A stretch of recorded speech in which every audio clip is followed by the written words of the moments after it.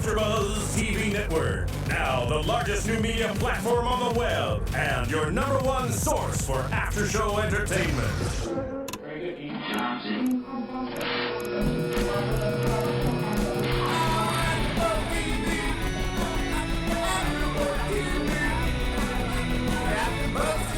From the AFTERBUZZ Studios in Los Angeles, California, presented by Maria Menounos and Bing.com, and streaming live thanks to Akamai Technologies, this is AFTERBUZZ TV's Mad Men After Show.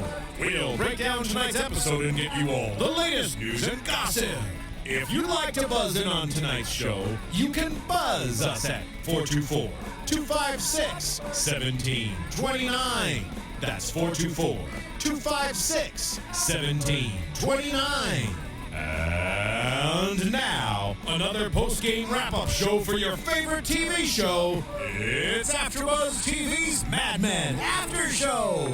Welcome, ladies and gentlemen. It's been way too long. It is Mad Men season.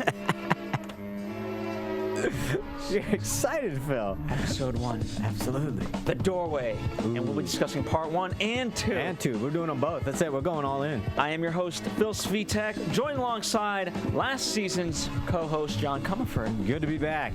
That's right. And we have a few special announcements later for you in tonight's episode. Absolutely. I got to go to the premiere of tonight's episodes with the cast, and I actually met most of them. So That's great. I'll tell you. We're talking about that later in the special segment, maybe? That's right. And I won't do it from a braggadocious standpoint. Okay. I'll tell you what, some of the fun. Well, I'm anxious to hear about it. That's why I didn't ask you any questions, because I wanted to hear it on the air. I know. That's right. Now, before we get into it, why don't we play a fun thing, John? What's that? Well, the fun thing is, in Mad Men fashion, it's all about advertising. Okay. So John has an ad for us. I do. And I'm going to, why don't we say how well John sells us on his product? Okay. So that sounds fair. It's, nice it's a fun little game. So we're doing a quick little bit of business before we get into it. That's right. Nice. All right. Well, here it goes. There's a fitness industry is booming these days, and there's a huge demand for certified personal trainers, and you can earn a ton of money, like six-figure kind of money. You set your own hours. There's always work, and you're basically getting paid to stay in shape. That sounds good. I think so, too. So the National Academy of Sports of Medicine guarantees you'll land a job within 90 days of earning your personal training certificate. That's a job within 90 days of becoming CPT certified, guaranteed, or your money back. But you have to visit usatrainer.com today. So go visit usatrainer.com today and get started with your free 14-day sneak peek of their fast, fun, and easy online program. That's 14 days free towards the CPT certification and a potential six-figure income at usatrainer.com. So go there today. So 14 days free. There's no death involved like Don's ads. Not at all. Okay. You know what? I might be for this. I endorse this. Yeah, you should check it out. I'll check it out. usatrainer.com for right. You know what? That sounds fun. All right, let's get into tonight's episode. Again, there's a lot to talk about. There's 2 episodes more. 2 episodes, and again, we've gotten some criticism in the past. What we do is we go up right after the episode. Right. So you're literally getting our thoughts as, right after 5-10 minutes. That's maybe. right. So, you know what? Our whole goal is to start the discussion. It's not to conclude it. No, we want to start it. We encourage you to rate and comment. Yeah. Let us know what you guys are thinking. And what your theories are on what they're doing and what they're trying to do. That's right. Or where this show may be going. Let's start with Betty. Yes. We got introduced to a new character of Sandy. Sandy, yes. And, we've never met her. We don't know exactly what's happening. We get introduced to her at the Nutcracker. Yes. Overall thoughts? Your traditional Christmas, ballet that you're going to go to is the Nutcracker. That's right. It's a fun little ladies' night out. Yeah. Yeah. All the guys stayed home. I mean, what I love about this is that there's even as things are changing in the '60s. Yeah. There's still, and now even more so, what the show is showing us, there's the old guard of what is tradition. So going to see the Nutcracker, as you said, it's still tradition now. Every year, my wife wants to see it, and she wants to drag me to it. But you guys are the old guard. Well, yeah, but that's the old guard in 1960, whatever. I'm talking about now. It's still tradition. I don't think my generation's going. No, I don't think so. They don't even know what a play is. Well, I wouldn't be seeing it when I was 20 either. Yeah. So you gain a certain appreciation as you get older. But especially if they have the kids. So. you know, was anyone enjoying it? Apart, like I didn't notice anybody. They were munching. Remember, they were eating things, so they weren't really too enthralled. Yeah. Because they were eating popcorn, whatever the hell they were eating, snacks. That's the thing about, you know, I think part of, you know, what we're seeing in the 60s is a breaking away from the tradition, and obviously Mad Men's showing us that. And I think, for me, I want to get, tradition to me means something you have to do. It's almost like an obligation, right? And I feel like, you know, the kids of the 60s were the first ones to realize, wait, this is kind of boring. Why do we have to do something that's boring? And, you know, so again, for me, I feel like my generation, going to see the Nutcracker, I don't want to do it. Right. And so I think it's you know, I'm glad that they're presenting it, you know, with this in that way. Well, you know, it's always that way because the young always never wants to do the tradition of the old. But they find their own tradition. Because here's the thing about traditions, whether you like them or not, they continually happen. Each generation creates their own or modifies past traditions. But the reason why we like them is humans like ritual. We like those. They happen for a reason. Why do we like ritual? Well, I mean, there was a lot of rituals that we saw. We saw a wedding, we saw a death. You know, we'll obviously talk. About, you know, we'll talk at length about the different ones, but it gives context. It gives order, and even though the younger generation, especially here in the '60s, they don't want to. You know, they even talked about the man oppressing them, so to speak. But all of us work better with some sort of structure. Human beings just like it. Even though we may hate it at the same time, we do better with it. So there's something about the rituals that we pass on through generation after generation that gives us context and meaning to our lives. Otherwise, it'd be and see what they're suffering with when they don't have it, or when they don't have meaning in their lives. As you can see, Roger on the couch with the therapist, and you know, and Don trying to alleviate his anxiety, all those kinds of things. The rituals help us define who we are, what we want, what we believe in, what we think are important in our lives, and what we think aren't. Well, this isn't the right term, but you know, almost there's a selection of rituals. You know, I'm going to, you know, the ticket with Betty, right? Sure. So ritual suits her insofar as it benefits her, or you know, it doesn't hurt her. Exactly. Now, obviously, her husband understands that. Okay, like, I can't get you out of this ticket. It's not, you know, that's not how it works. No. And ironically, his mother, just pay it. Yeah, his mother is telling him to do the same thing. Yeah. And so it's interesting how he kind of understands that. No, the tradition of a ticket is you get it, you have to pay. There's no, just because I'm, well, he's not even above it, as he says. He's not. Yeah. So I thought that was an interesting conversation in itself, and presentation of things. Yeah, the whole. I thought it was interesting too, the way they came home, and you know, the guys were here, the gals were there.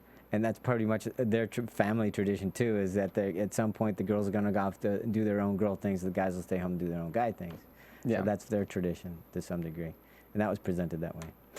And it's interesting, you know, seeing the boys kind of bond with their stepdad. Yeah.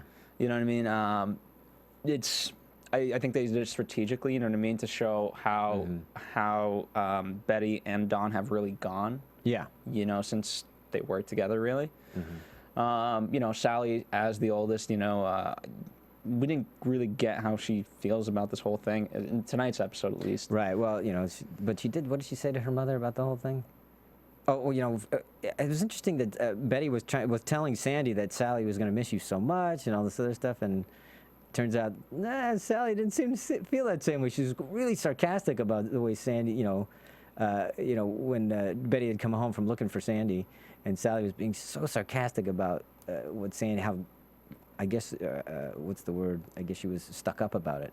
Yeah, so, okay, let's talk about Sandy. Well, and let's talk about it, if you will, from the standpoint of what fascination does Betty really have towards her? Why? I don't know, unless she sees, I think it's because she sees herself in some way. But look, you know, because she was a model and she was going to try this. Remember, they had that conversation about when they were having a midnight snack, basically, and she was in New York being a model, and Betty said it's not as glamorous as you think it is. But so she was trying to help Sandy with the whole Juilliard thing, or at least giving her some idea that there are options out there. But Sandy wasn't having none of it, because, you know, what? No, there aren't any options. No, you don't get it. I don't want that story. Yeah. But, you know, and of course, I would guess from Betty's point of view is, are you kidding? You have so many options that I didn't have. So. Yeah, well, it's you know, there's that. It's tough because anytime, you know, especially when you look at Betty from, her perspective. Yeah. I mean, that's a very beautiful house. Yes. And so, I mean, that's what she's kind of chosen, and it's very far. It's as opposite from the city. I mean, just going to where Betty eventually does go. Right? I mean, they couldn't even make goulash because they didn't have the right ingredients. Yeah. So, or they might get some sort of, poisoning or something. Exactly. And as the guy says, like, hey, where are you at?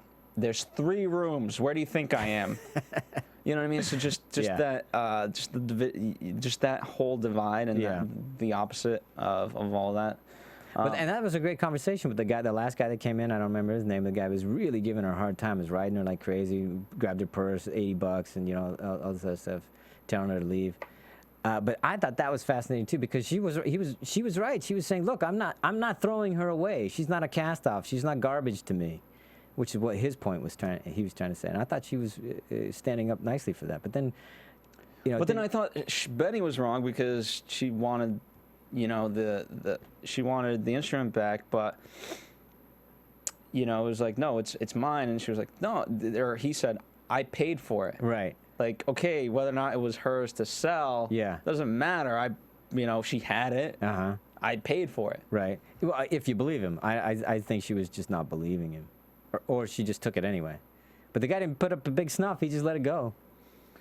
So if he did buy it, he certainly wasn't attached to it. But she ended up leaving it anyway, so it's kind of a moot point. So let's backtrack a little bit. Let's talk about, talk about a fish out of water element to this whole story about, just that whole wide shot. I love the cinematography, right? Exactly. She's kind of just, she looks left and right, and then a cab goes by or something like that. There's snow and things like that. And she's like, all right, really where do I go? In the frame. Yeah, exactly. The whole, going to that conversation about, just throwing away children and the man and things like that. Goes without saying, but very beautifully written. Yeah. What did you take away from it? Or, well, is it, both parties were coming to it with their preconceived ideas of who each other was. They looked at Betty and said, oh, you're just like everybody else. We're just your cast-offs and everything like that. And actually, I thought that's why I thought it was great that Betty was saying, well, actually, no, I'm here because I do care. I'm trying to help her. Rightly or wrongly or, well-intentioned or whatever it was.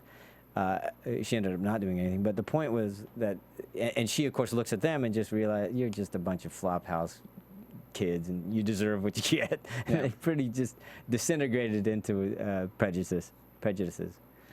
Yeah, I agree in the sense, it gets tough because, what came first, the chicken and the egg kind of thing. And, the problem is, for me, the whole kind of the 60s movement, it stems from, that there has to be an opposition. They're viewing it like there definitely is an opposition. And obviously that was in full fruition. Yeah. But I don't think that's always the case. I don't think you have to be in opposition all the time of something. Exactly. But they're just ready for a fight because they're fighting everything. Yeah. So, and she's, of all people to fight against, why are you going to fight against her? She's not doing anything to you. But they're ready to fight. They're ready to fight. Obviously, for lack of a better term, they smell weakness. Yeah. And that's what they're picking up on. Yeah, exactly. But again, you're fighting against weakness, so she can't do anything to you. But she's she's a representation of all that you hate. And she, it's one thing. Here's the thing, right? If they went into a corporate office, they wouldn't have the gumption to say that to John. That's my point, is that she's in your lair, there's 20 of you or however, at least 4 or 5 guys around, and you're going to go pick on her. Wow, that's really... You're showing her. Well, that's when you gain the strength to do so. I know, but you look even weaker is my point. I'm sure they don't think of it that way. Yeah, but I think you do. I agree with you, but certainly, You're picking on the poor gal. But that's just human behavior. It's really ironic to me that Betty has this fascination towards Sandy. Yeah, only because I don't know how to interpret the bedroom pillow talk of she's in the other room. Wow. Go rape her. Yeah, yeah. We can put a rag over her mouth. It's like, what is? I was thrown off by that completely. I'm really curious to hear what other people have to say about that, what they think about it. because I didn't quite get what she was trying to do. Just shock value getting her husband. I mean, part of it for me growing up, the 60s, right? Everyone always kind of said, the liberal sexuality, right? Sure. And so free love and things like that. And again, I think Betty's in this weird position of where she's not quote the old guard, but she's not quite the new guard. Yeah, she's stuck. And was she just kinky? Like I don't understand. I don't understand. I don't know. I don't in terms of where that stands in this sex movement. I don't know. That's why I really want to put it out to our listeners there, because what the heck was that about? I didn't get it. I didn't get the reference. I'm just going, okay, all right, that was weird and interesting. But and I think so not to obviously I'll get more into depth about my experience at the screening, but as I was watching this, it was at the Directors Guild of America, right? Yeah. And at that moment, as I watched, there was a what the moment. And I think everyone kind of turned to each other. Yeah, because that was interesting. So for those who don't know, the Directors Guild of America has this big screening room where they show a lot of movies. They obviously showed the premiere there with the cast and crew and etc. So that's what was happening. So you're looking around rather than you're not in your home. Yeah, but you're looking around to the audience and getting their feedback, and it's like they were all looking at each other going, "What the hell was that?" Yeah, unfortunately, all the actors were kind of up front. Oh, so you didn't get to see that? I didn't get to see their reactions, but I was looking towards because there was a lot of press there, and I was trying to gauge. Is everyone having the same feeling that I am? Yeah, exactly. Yeah. And what the cool part about it was we almost rather than a TV show, we viewed it as a movie experience because it was 2 hours. Exactly. And you're in a movie house. It's basically a movie house. So how can you not have that experience? And I don't know. It's one of those moments that I just don't know what to conclude from it. I don't know either. I'm really send in your comments. Yes, but I will say this, again, I'll talk more at length, but it really speaks to this point. So the president of AMC, he went up and he spoke before the show. Before the screening? Before the screening. Okay. And he said, watching Matthew Weiner create Mad Men is like seeing a great piece of literature come to life. I think it's one of those moments. I read a lot of books. Sometimes I don't understand everything in the book. Yep. I think it's just one of those things like, oh, okay. I don't get what it is. But I think it's still beautiful in the moment. It's very interesting, and it could be just provocative. I don't know. But I think there are a lot of times for me when I watch Mad Men, I don't get all his references or allusions. I just don't. I mean, and sometimes it bothers me, and sometimes it doesn't bother me. And sometimes I think they're so oblique that I go, no, that's just he didn't. I don't think he translated it well. I mean, it's like it may be there, but I didn't get it. I mean, not I want to get off this, so we don't beat it to death, especially if we're not concluding anything. Yeah. But yes, there's a lot of subtleties in Mad Men, but this is just one of those things like, okay, you can't misinterpret rape. It's not like you don't know what rape is. You know what I mean? But you don't know how it's supposed to tie in, and what is Betty's experience with rape? Yeah, I don't know. Obviously, Joan, she was. Yeah. We've never overtly stated it, but she was raped by. Yeah. By her. So I don't know. I don't know. And okay. Does that mean just random? Has she been raped? I don't know, but again, I'm gonna wait for people to respond to that one because I've already said what I felt about it, and I didn't get it. Yeah. All right. So there you go. That's that's as much as I wish I had more on that, but I don't. That's as much conclusion as we can draw on that. Anything else about the Betty storyline? I think it's. The other thing I didn't get is why, except for the reference I made earlier, which was that somehow she feels very protective of Sandy, and I think it's because there was that little thing, that could have been me, and I think at her age when she was modeling, she might have wanted somebody to help her out, take her under wing, shepherd her along, and I think that's what she was trying to do. That's my guess, anyway. Did you have any thought why she was so protective of her? I think it's that, and I agree with you in that sense, and obviously the life she led her to Don, right? And she was let down there, and to an extent, with Sally's never really been respectful towards her, and so part of it is she wants a daughter, something like that, that's because she doesn't really have that relationship with Sally. I mean, clearly when Sally's on the phone and closes the door on her mother, it's just like, damn, man. Yeah, and also just the way the entire family reacted to a new hairdo. Yeah. Oh, and the son is like, what? What? You don't admonish that? The kid says, "I hate you. You're ugly," and nobody says anything about that. Yeah, like, hey, that wasn't nice. Yeah. Or like anything that you nothing. Really? So. Oh my God. So it's what's interesting about Betty is that she's never really had solid ground to walk on. You know, I don't think she's never found. You could talk about.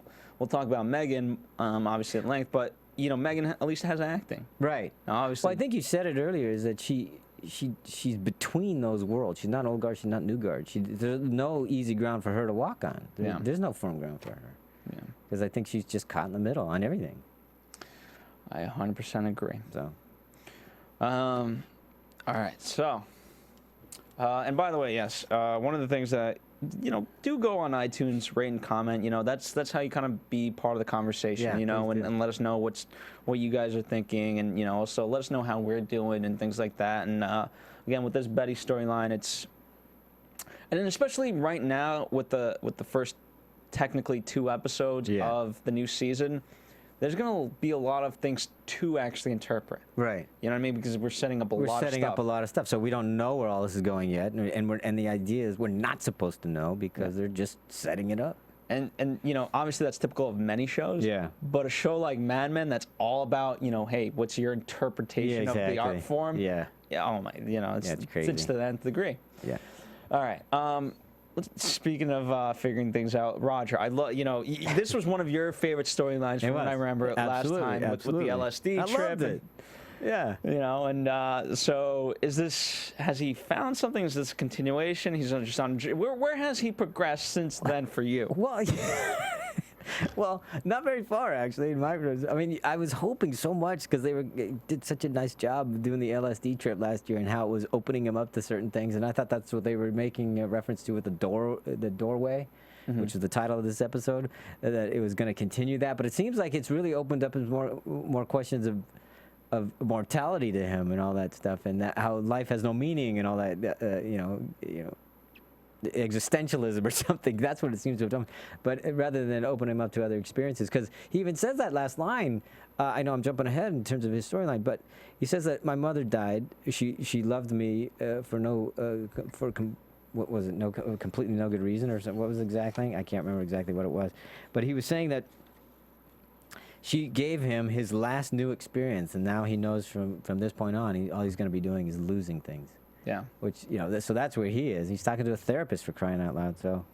But, so, okay, is he not taking his own advice that he tells to Don of, like, we dealt death for 25 years with Lucky Strike, you know how, and you know how we solved it? We ignored it. Yeah. So, I mean, to an extent, at the very least, for those 25 years, for certain, we know that he's ignored it. Now, with him, it's coming head on. Exactly, and he's not ignoring it. By the way, what he said was that my mother loved me in some completely pointless way. I just went, what? Now, does he love his daughter in a completely... I don't know. What is that? Did you see love there? I saw it with Roger. Yeah. It's always tough with Roger. I mean, there was certainly an attempt. Yeah. It was a really nice gesture. Yeah. That you can't deny. No, but whether or not there was love there...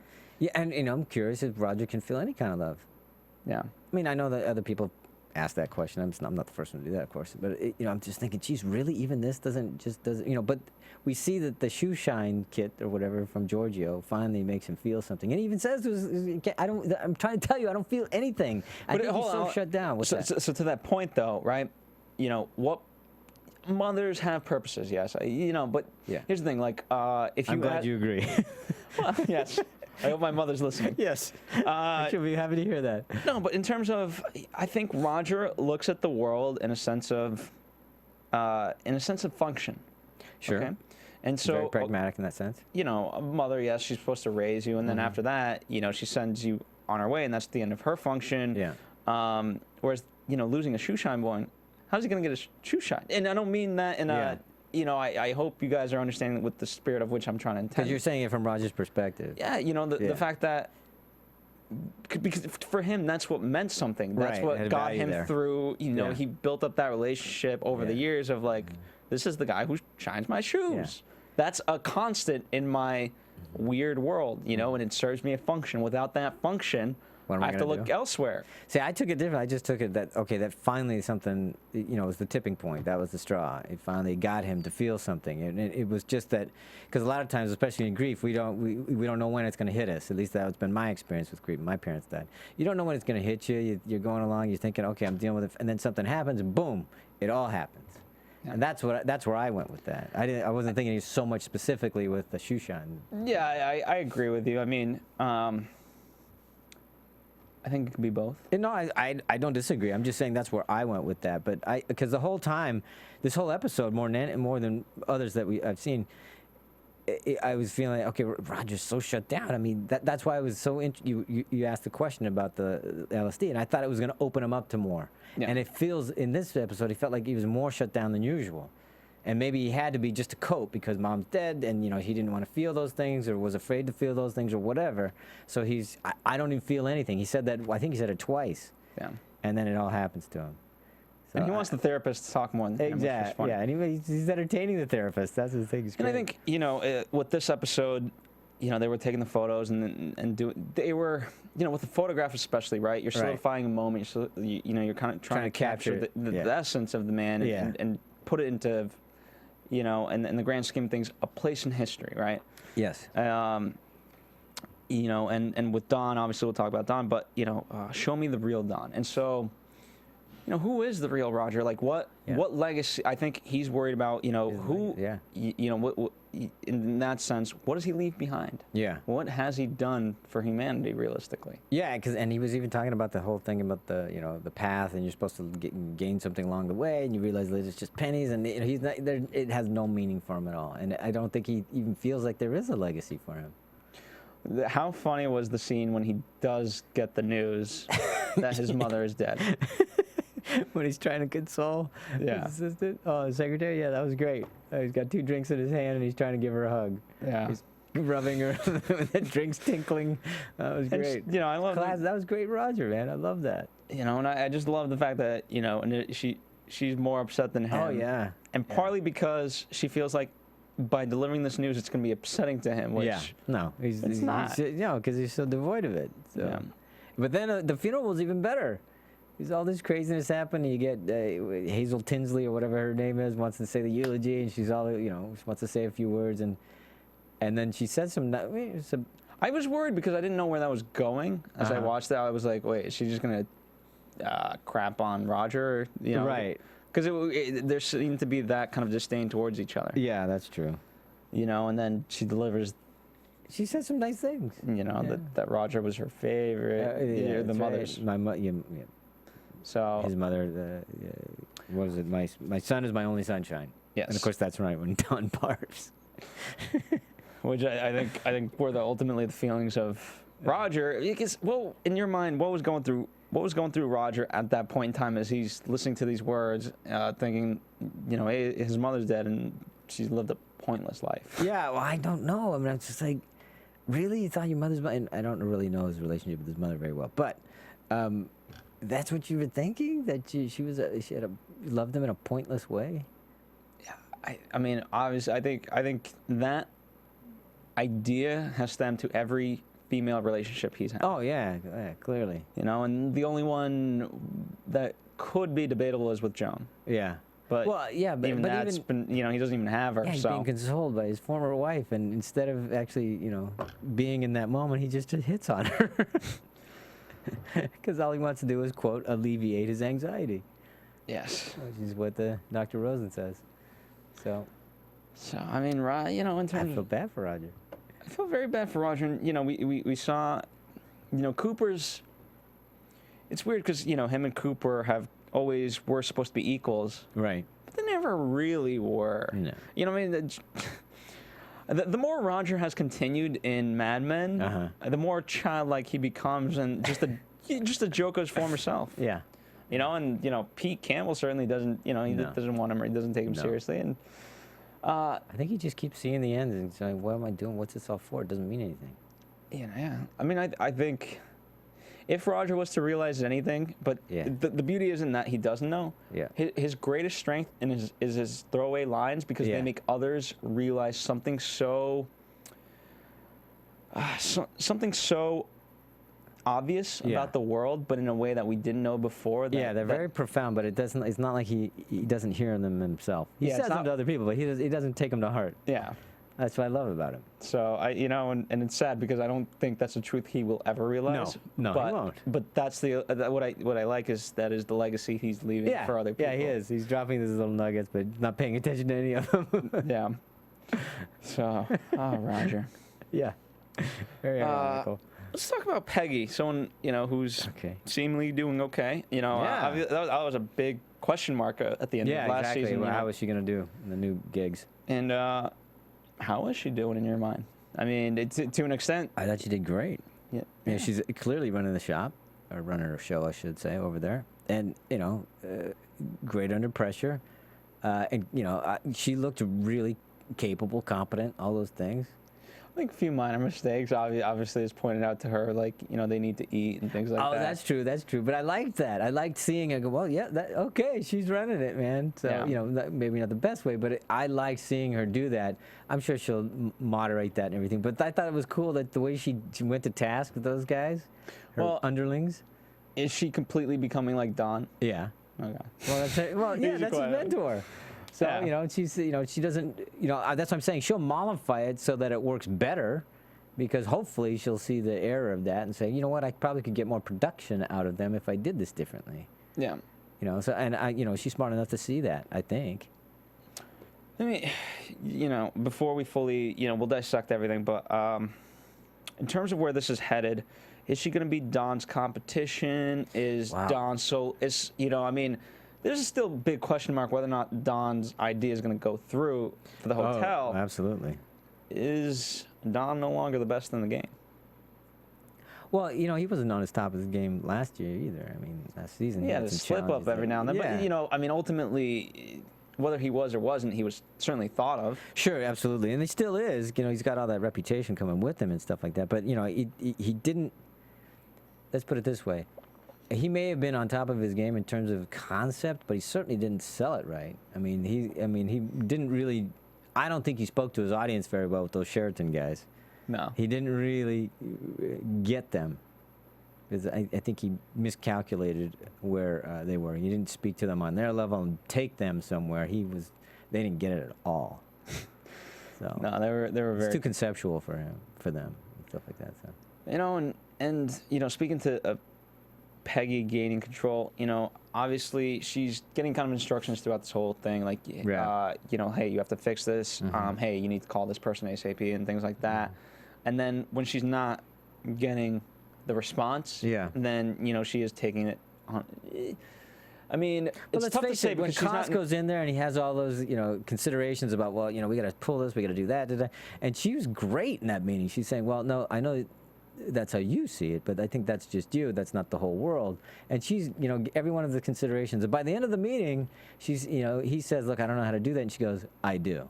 Yeah. And I mean, I thought she handled that thing brilliantly, which is meaning she was going to have to. I mean, it's great come up with a new thing, though. That's all. That's great that she did have the confidence. Yeah. Because, I mean, at that point, you have to fall on your sword. You've shot down, because in a writer's room in Hollywood. You never want to shoot down somebody else's idea without having a better one. Yeah, At that point in time, now it's a very ballsy move, since you don't even have a nugget of what the hell you're going to do. Yeah. It's one thing to be, when you say, hey, here's my idea, and people are like, I don't know if that's really better, but you're like, no, let me show you. Yeah. But when the fact that you have nothing, that's a scary tactic. That shows a hell of a lot of confidence in herself, though. Let's talk about it. Her getting confidence. You love the scene when they're presenting ideas to her. The quote, 3 ideas. Yes. Yeah, I did. I really enjoyed it. What was the exact quote? It was, they're not 3 ideas, they're 3 variations of the same idea. You're walking over the same territory. Yeah. I thought that was great, and those poor guys were like, oh, balls. Yeah. And when you come at me with ideas like that, it looks like cowardice. Such a Don line to say. It is, yeah. It was great, man. And what I liked was, as she's kind of morphing into this Don Draper in a female form, it was just the way it was shot and music and things like that. When her boyfriend is with He's got the headphones on, and he's, bobbing his head. Yeah, exactly. I thought overly done by the actor, Yeah, but a little bit. Yeah. I mean, unless I don't know what could you tell me what music that was. I have no idea. But yeah, you know what I mean. What I love about Don is his discovery of the world. You know what I mean? He always finds a solution. Elaborate there, yeah. Oh, you mean through the world he finds the solutions for the ad? Yeah, you know what I mean. You know, it's very typical of. Yeah, but it didn't work this time because it was. I mean, that's for Don it didn't, but for her it did. Yeah, her it did. Right. I thought you were talking about Don. No, I'm just saying that's how Don kind of figures out things, right? It goes back to the typical. You know, I think right. Einstein said if you want to figure out a solution, you know, just do something else. Yeah. And so Don's always kind of done that, where at the last moments when he couldn't solve a problem, you know, he'd just finally relax and be like, I'm giving up, or I don't know, you know, and then it would present himself. Yeah. You know, and he'd gain some insight into the world, and that's what he'd bring into the ad. Sure. And this is what Peggy did. She did. clearly did, yeah. You know, and again, everything, the way it was shot, music, her acting in a sense. What was nice is, given that he may have overdone the head bopping, but what I liked is that she just saw that, and you just saw something pass over her where you went, oh, she's got an idea. But you didn't learn what it was until, later. Yeah, later, which was great. And then I thought that was a nice, good transition into what she saw. I just thought it was a nice way. It was a good payoff for me that she had seen this outtake, and that's how they used it. And I just liked it. I thought it was done well. It was a nice reveal, and it was funny. So he finally comes New Year's Eve. Yeah, exactly. The guy she's been trying to call forever, and like, hey, clearly you're working too hard. Yeah, yeah. Then why do you need me? Yeah, exactly. You got it all figured out. You do crisis well. Yeah. Yeah, which he does. And that line to me, you know, that's when I knew. I was like, okay, Peggy is the new Don. Right. Yeah. I also thought it was. Let's speak to this. The fact that she still keeps in touch with her old office. Yeah, absolutely. That was great. But not anyone important. No. I mean, you know, not to belittle him. Yeah, not that. Yeah, but not the higher up, so to speak. Yeah. So. I love how he's listening to the line, and you know, he likes you. Yeah. I thought that was great. Yeah, it was terrific. That was good. You know, and so I'm interested to see how that develops. The fact that she still has that relationship. You know. Yeah. Because. You know, Don messed up because he couldn't keep her. Right. And it's interesting that she doesn't keep up with, you know, him. Right. Not that I don't think he really cares. No. Well, I mean, he might. He does. Well, I mean, remember they even showed that in the previously on. I didn't get those because at the screen. Well, he talked about. They showed him having that conversation with Peggy about how she's moving on, and he goes, "That's it. You know, that's what happens. You help people, and then they move on." And she says, "Don't you want them to?" Because it doesn't even dawn on her that he doesn't want that to happen, and Don doesn't. Yeah. So because that's tradition. Yeah. You know, and that's not. Yeah, he doesn't want that. So yeah, Peggy moving on up. Did a great job. All right, let's talk about the real Don. Oh my God. First off, the real Don's dead. Real Don is dead. And you know it's. And I say that facetiously, but at the same time, it is a serious point in the sense that, you know, show me the real Don Draper. There is no real Don Draper at this point. Yeah, he's a simulacra. Yeah. Ooh, nice. Yeah. I'm gonna write that down. Yeah. No, that's what he ultimately is, and he doesn't even, you know, he's trying to represent something that's supposed to represent something. Yeah. It's just it's a decay of meaning for whoever this guy is ultimately supposed to be. And I love that. Okay, we started the episode, you know, because we're talking about both episodes, the full 2 hours.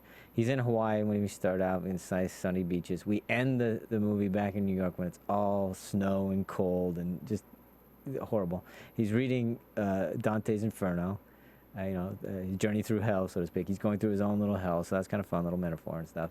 I just like the progression, because halfway through, who is Don Draper? And he doesn't know. And the whole thing, he's trying to understand life. You know, he asks Jonesy, what did you see when you died?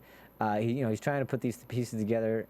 And he even talks to the doctor about, you know, how do you feel about having someone's life in your hands? What is that like? And, you know, the doctor says, well, you know, it's an honor and a privilege to be trusted with that kind of responsibility. But the whole life and death thing, I don't even think about it. I'm like you in that sense.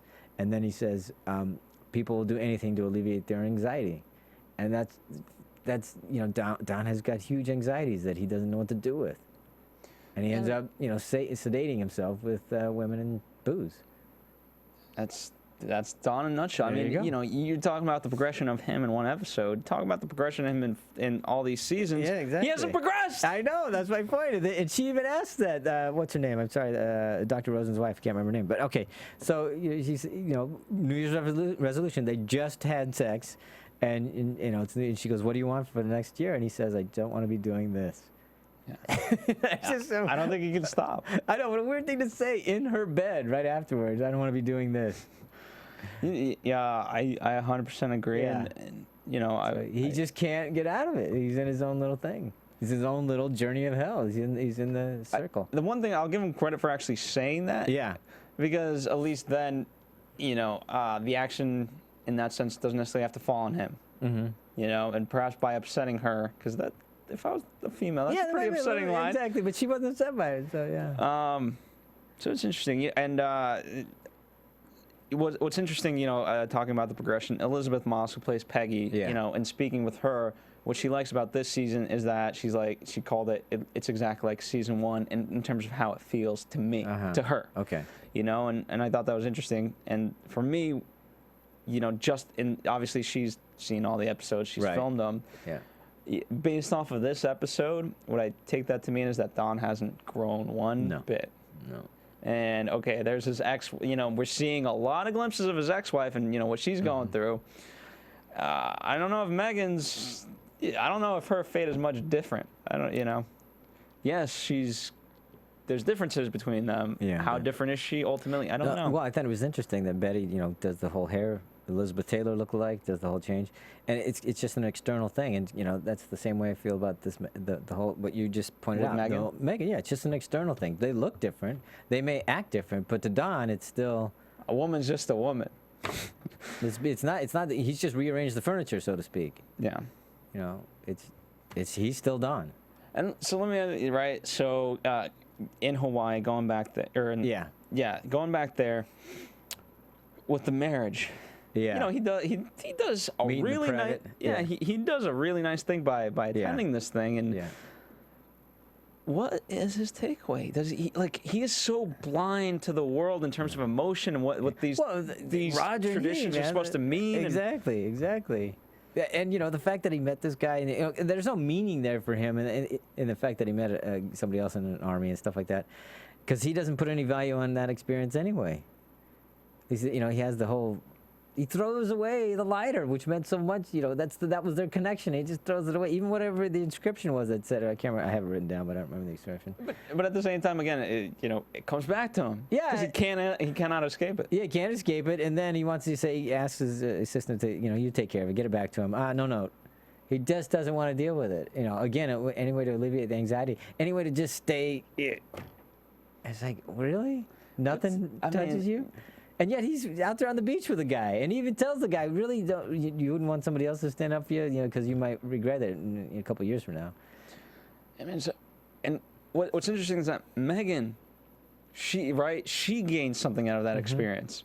So and obviously through the advertisements, as Don always. Don has this great interpretation of what the ad is, and then whether or not that ultimately translates to the consumers in this world, who knows? But the fact that Don is able to bring this amount of feeling, this amount of well, that was interesting, wasn't it? Especially because so right on New Year's Eve, let's go to Hawaii. Yeah. And going back to season 1, right, with the carousel. So she's got that with the photos. One of them's upside down. Yeah. Which was funny, and I think there is some meaning to there.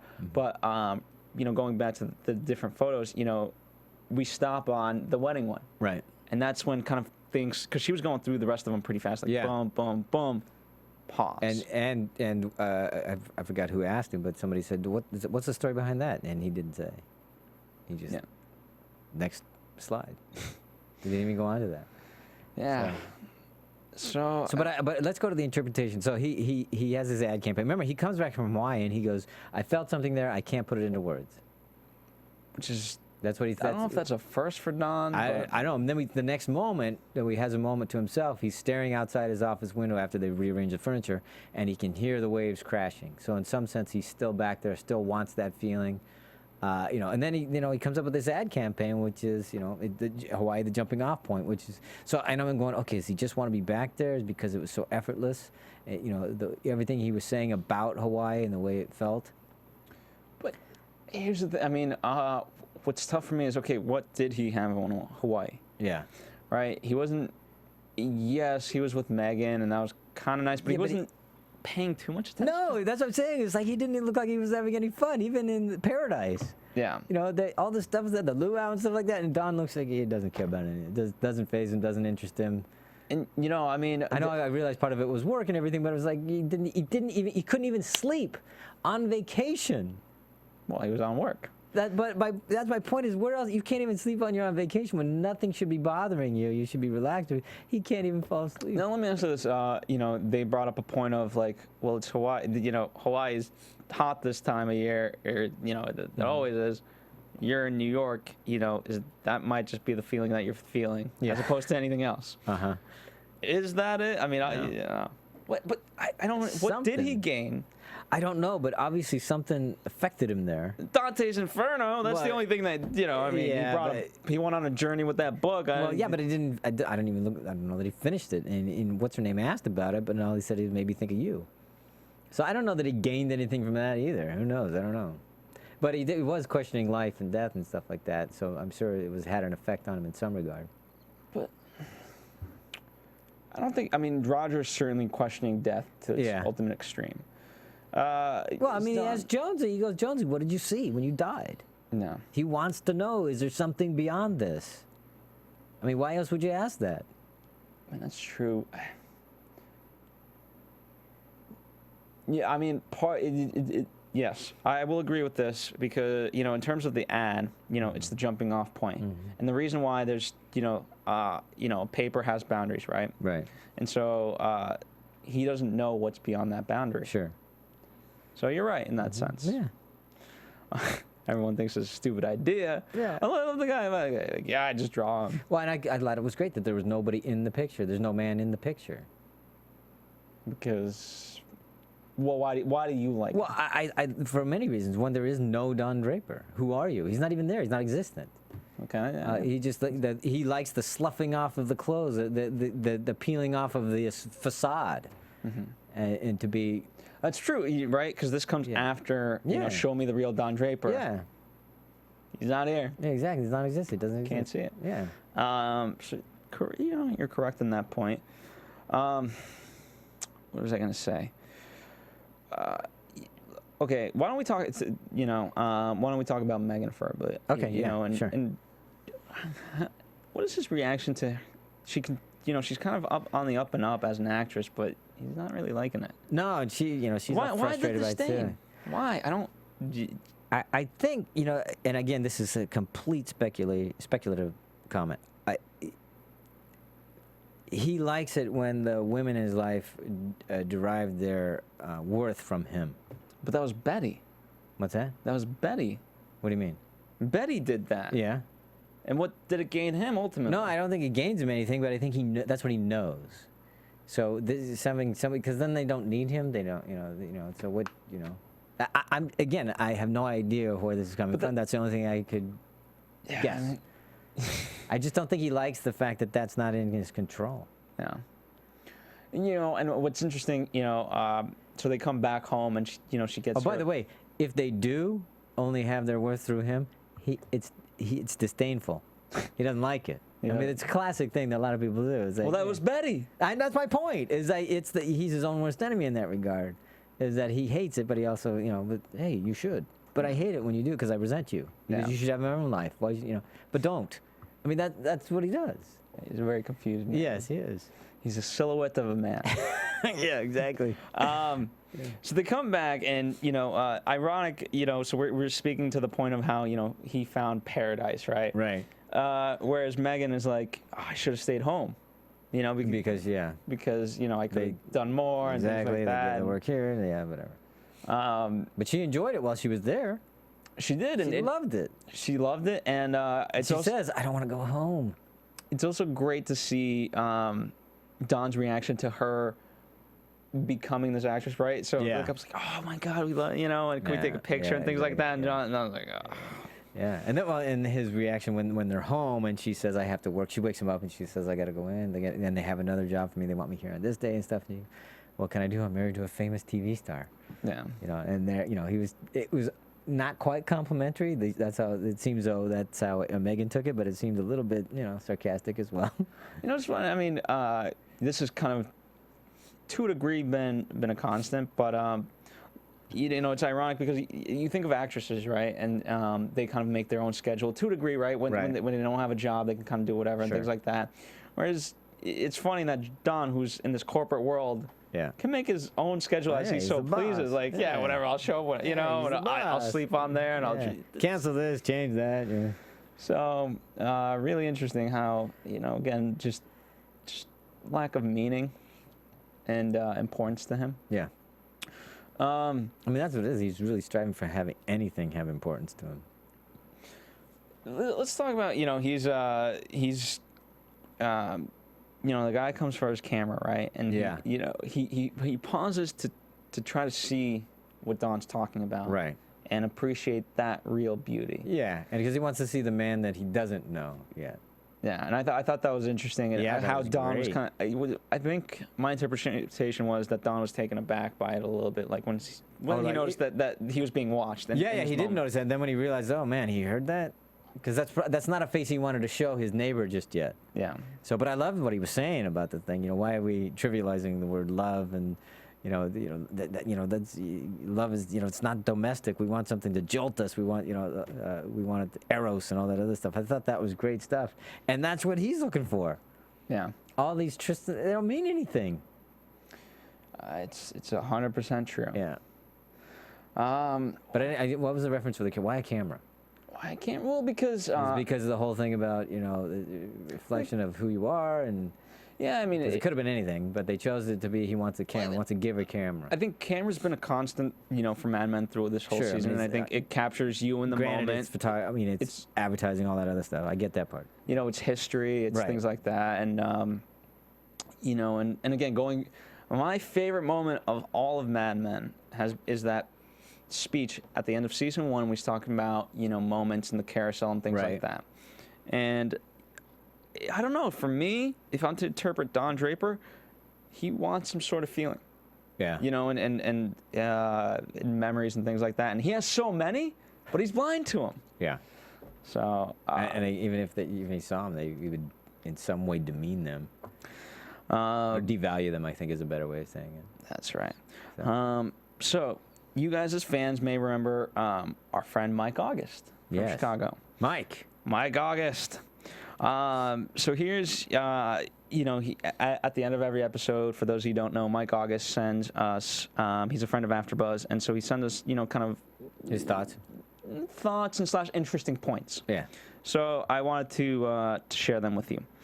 As a tie-in to Leica cameras referenced in the episode, famed Life magazine photographer David Douglas Duncan's Leica M3D/2 used to take iconic photos of the Vietnam War, recently sold for about $2 million at an auction. Wow, okay.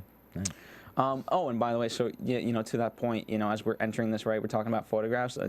How many photographs do we have of Vietnam? But they're so iconic. You know what I mean? Like, that's your interpretation of the Vietnam War is what through these things, through images. And, there's video, obviously, too. But that's it's misinterpreted. I mean, just go see Wag the Dog if you don't believe me on how much a picture can dilute meaning. Yeah. Numerous references. Sorry. That's all right. Getting a dry throat here.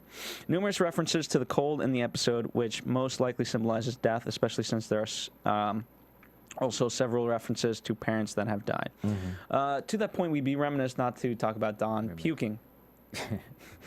I mean, what I loved about the man, when they say, that man never ceases to embarrass himself, which I never looked at it like that, because he, ultimately, right, you look at Don, and he's supposed to be this class act, this pinnacle of the corporate world, so to speak, and to hear embarrass himself, and especially on a continual basis.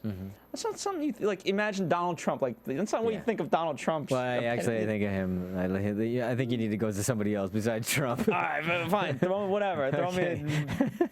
I know what you're saying, though. Yes. Okay, so you know what I mean. You don't. That's not what you're supposed to think of someone as a continual embarrassment of themselves. Yeah, but that's definitely how she sees him. And I would say that there have been plenty of people that see him that way when they see he's empty and because he is that way. Yes. You know, and so I thought that was a really nice observation that I hadn't realized before. And I thought it was great that they actually said it because you don't hear it on the show. Yeah. You didn't hear that opposing viewpoint. And it was said to Roger too. Yeah. So it was, you know, because they've always kind of been buddy. Yeah. You know. So speaking of Roger, Mr. Sterling seems to be depressed, interesting as every other ad on TV today is for a magic pill. To cure depression. To alleviate anxiety, as we've been talking about. That's right. Of minor interest, the Cotton Bowl game between Alabama and Texas A&M that was mentioned was played in January of 1968, and A&M won the game as an underdog. Okay. Interpret that as you will. And with Jonesy apparently dying and coming back, perhaps the episode title, The Doorway, means purgatory between heaven and hell. Okay. Mike August is not here to defend himself. No, it's not. But okay, let's talk about that because I've never known as purgatory as being a doorway. But that could be interesting. I mean, that's because I didn't know it was a doorway to something. But we could interpret it that way, I guess. Sure. I think. Well, I've seen references to doorway as a kind of purgatory, not in the literal sense of purgatory, but like interpretation of bad. Well, let me ask you this: what is your definition of purgatory? Let's start with there, so that way you and I can. Place of limbo, so to speak. Place of limbo. But what are you trying to accomplish? Is it a negative thing? Is it good? Like what is it? Well, I think most people would have a negative connotation to it, but I don't know that that's a place of limbo doesn't really necessarily have that value judgment to it. I'm sure it would if you were a soul and hoping to get into heaven, because a place of purgatory would not be a place you'd want to be. But I don't know that it's something like hell. Heaven if you're in, right. That's heaven what I'm saying. Is a place you want to go, but then hell is not where you want to go. So it's places. That's why I don't know there's a value judgment on it because it's between. It's neither. But you're trying to attain something, so therefore. That's what I'm saying. If you were a soul, I'm sure that purgatory wouldn't be a nice place, but in terms of hell, it's not so bad. You know what I mean? It's all in relationships. Yeah, but yeah, okay. So for me. I mean, in terms of references, I've seen it in The Prisoner, which it's not exactly purgatory, but the idea of there's a thing called the village, right? And they're kind of quote prisoners in this little village, and there's a doorway that says it says welcome, but it's a not a pun, but it says WELL, like as in well, come, like come in, you know what I mean? And so I've seen that reference. I've seen it in the keep talking, John. I'll think of it. Okay. All right. Keep talking. All right. I don't know how you're gonna find this so quickly. I'll look it up online. But no, I mean, they all. Here's the. I thought it was interesting the purgatory, the doorway thing, because of the Dante reference was Journey Through Hell, because there's that reference there. Tell us about Dante's Inferno, so for those unfamiliar. Oh, well, no, I'm not going to get into that because we could be here all night. We don't have time to do that. But for me, it was just all about Don's journey through hell. Man, I think he's in his own little hell right now. We all put ourselves in our own little hell. And in a sense, Roger's if we can, he's either in hell or purgatory at best, because he's certainly not thinking there's any meaning in his life either. But what I liked about those two guys, that both of their stories to me had such similarities that I'm going, do these guys not talk about this? Because they're both going through the same kind of thing. They both seem to be searching for the same kind of answers, or at least searching for some kind of meaning, and they're not finding it in anything that they try. I'm not finding it either. So I'll come back to you next week with the catch of the week. All right, that'll be good. Yeah, I'm sorry. I wasn't quite paying attention to you. I was trying to desperately find this. No, don't worry about it. Anyway, I'm not going to embarrass myself. Okay, good. All right. Well, why don't not any more than you have already, right? I know. Okay, good. How about this? Something that hopefully doesn't embarrass me. Let me tell you about the Directors Guild of America and talk, and what that was like. you know, it was a really fun experience. This, you know, I was really excited to see the premiere of Mad Men. So the cast was there. Was Matthew Weiner there and director? Matthew. So Matthew Weiner did speak. He did. Yes. Okay. And you know, he didn't get into too much. He just kind of thanked the crew. But the one thing that he said, like, you know, the one thing that he's really proud of is despite all social media today and things like that, was the fact that, you know, if there's one thing you could do is just don't spoil this to anyone before it comes out. Let, you know, whether you like it or not, that's fine. But just, you know, let everyone them enjoy it without them being. Go on the journey, you know, don't spoil it for people. And I really like that he holds on to that value. Yeah. You know, in this day and age, as a showrunner of a big show. It's so much better because I mean, I hate that people are always everything's so immediate. And I go, yeah, but then you don't allow people that moment. You take it away. You rob them of that by telling them ahead of time. It's like, why?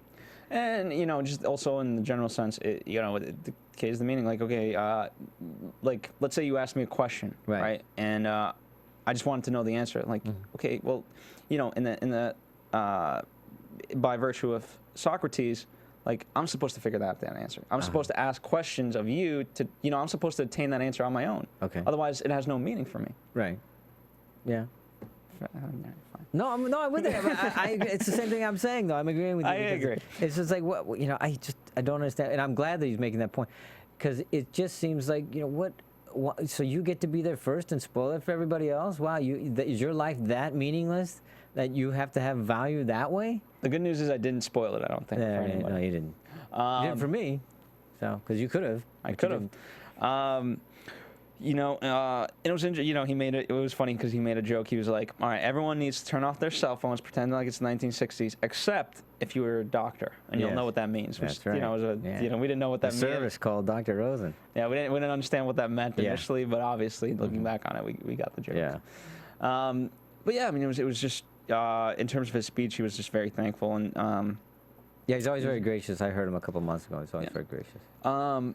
Okay, so John Slattery, who plays Sterling, right? Yes. So I'm talking with Elizabeth Moss, and you know, so John's going by, and he is just as funny in real life as he is. Because you know, Elizabeth was hungry, right? And so he's like, "Here you go. You want me to put it in your purse? What do you know?" He was basically offering because he had his own plate, and he just wanted to kind of give it to her. So yeah, every time, like, you know, I didn't fully get to interact with, you know. With John all that much. We had about a 1-minute conversation, you know, later in the night. But every time I saw him pass by and stuff like that, he was saying something funny. Slattery? Yeah. Yeah. So he's very true to his character. Yeah. And, he's very sharp. He's going to direct 2 episodes this season. Nice. And he directed. I think he directed 2 last season. Not I know he did at least 1. I think he directs episode 7. Oh. 7 or 8. One or the other. I think. And then he didn't say which one, which I think is you know, it could be the penultimate, it could be the finale. So who knows? That would be interesting to see. Yeah. Elizabeth Moss, by the way, she, you know, they're all great, but I gravitated towards her the most. I mean, her and I think had almost a 10-minute conversation, which, you know, especially at these things. I know. Because there's so many people vying for their attention. Exactly, and you know, it's really the first time that the cast is kind of seeing each other again. You know, and even though they're obviously working on the show, to a lesser extent, if they're not in scenes, they don't get to always interact. So no, they don't. And there's because the hours they're working, they don't really get to spend a lot of time together. Exactly, and so you know, this was kind of their time. So you know, she was really great. And in fact, we're working on getting her here because she loved this whole concept. Because what was nice is we were having our own mini AFTERBUZZ. Yeah. You know, just on in that conversation. Episode, yeah. You know, so it was great, and she's just full of enthusiasm. So, again, what I gravitated towards the most is that she really felt like this was season 1, and she meant that in the best of ways. It wasn't like, oh, we're just repeating ourselves. You know, she meant it like, you know, how life can be cyclical and things like that, but still new in some sense. John Hamm's directing season 6, episode 3, The Collaborators. Okay. Yes, John. What about John Slattery? Do you have any info on that? Oh, John Slattery? Yes, John. One sec. Yeah. Yes, John Hamm. If you notice him, he's now an executive. Yeah. He's a producer. He's a producer on the show. Yeah. Which is nice for him to see that. You know, and you could, you know, from seeing him and the way he just, I mean, he has what's funny is that he is like Don Draper, where he just commands a presence. You know, and you know, I spoke to him. I went up to him. He's very much like Don Draper, like, "Hi, how are you?" And respectful. Nice handshake, the whole thing. Yeah. Yeah, exactly. And you know, we talked a little bit. He's like, "Thanks." You know, but again, just in a Don. You know, not in Don, like, because I don't think Don would be respectful. You know, whereas John obviously was, but in a very kind of straightforward, okay, you know, what do you got? What do you need? Blah, blah, blah, and just to the point. So, January Jones, she was there. You know, she was kind of hanging out with her friends and things like that, so she was just trying to enjoy the night. Right. Christina Hendricks, she was there with her husband. I'm trying to say something about her looks. Not that it's a bad thing. She looks. The way you see her on TV is not the way she is in real life, and I mean that in the best of ways. Okay. She's more beautiful in person. Wow. Okay. If I can say it, you know. Yes, you can. You just did. Who else? Oh, the little kids are great. Oh, I met you know, Sally. Sally was there. Nice. You know, the little boys. Even Sally's friend was there. Okay. So, you know, it was great. I didn't get to really interact with them, you know, because, you know, they were basically, especially the young ones, they were walking around with their parents. So, you know, I didn't want to be like, hey. Yeah, be a creeper. Yeah. Get away from him. But, you know, they were having lots of fun. So, you know, overall, a really fun night. And, you know, I Was Campbell there? Pete Campbell? Sorry. Vincent Carthasia, he was there. He's a bit of more of a jokester than I expected. Yeah, he was. I remember on the set, he was much more of a jokester than you would expect. You know, so different, and not in a bad way. Just not what you know. It's not the typical Pete Campbell that I expected. Matthew Weiner, you know, we talked. He's what I like about Matthew Weiner is that he really is humbled. As successful as he is, he's really humbled by the whole experience. You know, he was like, you know, I told him like, hey, great work. You know, really enjoyed the episode. You know, not that you invited me, but, you know, thank you for letting me be part of this. It's like, oh, you know, no problem. You know, I'm glad you enjoyed it, you know, etc. So overall, a really, really fun night. Those are good. So, and the food was great. All right, why don't we get into predictions? Oh, man. All right, here's what. I'll give my. Yeah, you go. I don't know. Sorry, it was. That's all right. Yeah. That's all right. No worries. We get it. You were looking up John Slattery. That's right. Happens every now and then. They don't list the episodes for John Slattery. Okay, no for problem. 2013. Thanks for checking, Steve. I appreciate it. What do you predict then? I predict that we're going to have a new slew of hosts next week. Oh yes. So yes, I forgot that point. Yes. So here's the thing, right? So Mad Men is the typical you know, old guard versus new guard, and we've kind of been saying that for a long time. And so what's going to happen with this after show is John and I, we love AfterBuzz, and you know, one of our goals here is John and I are very much behind the scenes, and but we love hosting. We do. But we'd also rather give the opportunity to other people. Yes. You know, whose passion is to be host. John and my passion is to make movies, and obviously we love to do that. I mean, what we like is providing opportunities for others to come in here and to do this, but who have a passion for it, have the experience, or at least are wanting to gain the experience, and we want to provide a platform for them to do that. And so that's part of our mission, so to speak. That's right, and so we're gonna have Catherine back, Catherine Tulich, who you guys remember from last season, and we're gonna have I believe Matt Lieberman may have joined us for an episode or so, or maybe it was a different show. I'm thinking, but there's gonna be Matt Lieberman and two people. If you're a fan of AfterBuzz, you'll know them. Joe Braswell, who is with me on Justified. He's a pleasure to have in that room. I think he'll be great here on Mad Men. Yes, and Joe Sanfilippo. You know, catch them on the the following. They do the following together. They do a very good job. They also do the Americans and Bates Motel. They get really great reviews. I think, you know, they're going to bring a fresh vibe to the show. It's going to be, you know, it might be a little bit different. We look forward to them. We're happy to turn over the baton to them. We look forward to seeing what they bring to this, and you know, we'll every once in a while we'll come in from time to time, make an appearance. Yeah, you know, but that certainly doesn't, you know, it doesn't mean that John and I are leaving AfterBuzz, that we don't, you know, that we don't enjoy Mad Men. We, you know, it's fun for us, but what's going to be fun for me is I want to see different perspectives. Yes, absolutely. So, I'm anxious to hear what the audience and the listeners have to say about that as well. That's right, and Mike August will of course be chiming in via email, and maybe we will. I'll be Maybe email that. we That'd be kind of will. fun. You know, That'd be that good. might be a fun little segment. It's been a pleasure to speak to you from week to week. So we thank you for that. That's right. And again, we've got a great season to look forward to. And in the meantime, follow us at AfterBuzz TV. That's whether that's Twitter, Facebook, Instagram. Check out our YouTube, all that. And you know what? We got some fun, exciting things in the works for you guys. I don't want to announce them yet because every time I do, it just gets slapped in my face and never gets done. No, yeah. We'll wait till we know it's gonna happen. That's right. It's gonna be beautiful. My prediction is Don. Who knows where Don's going? But this ad's, we'll see. All right. That's all I got. Thank you guys for listening. From Bing.com, executive producers Maria Menounos, Kevin Undergaro, Phil Svitek, and the entire AfterBuzz TV staff, we would like to thank you for listening to the AfterBuzz TV network. To watch or listen to other after shows and post comments or questions, be sure to visit AfterBuzzTV.com.